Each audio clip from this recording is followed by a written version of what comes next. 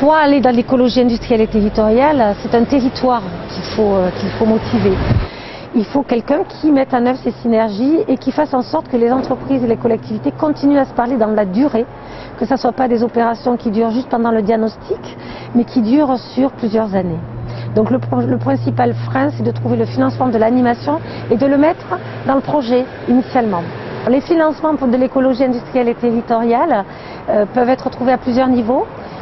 Il y a eu une AMI, un appel à manifestation d'intérêt au niveau de l'ADN national sur l'écologie industrielle et territoriale, ça c'était des aides nationales, mais on pense que les FEDER, donc les futurs fonds européens, devraient prendre en compte ce qui est économie circulaire. Il y a aussi les futurs contrats de plan État-région qui permettent d'avoir de l'argent des ADEME régionaux et des régions et qui pourraient financer ces démarches. Le coût pour les entreprises, il faut qu'il y en ait un minima, je pense, parce que tout ce qui est gratuit n'est pas important. Je pense qu'il ne faut pas que tout soit subventionné.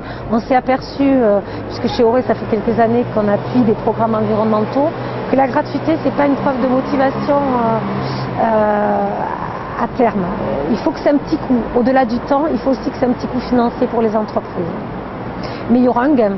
Il n'y aura pas qu'un coût, puisque quand on économise de l'énergie, quand on réfléchit à des synergies, le but du jeu, de la mutualisation de services, c'est de faire des économies.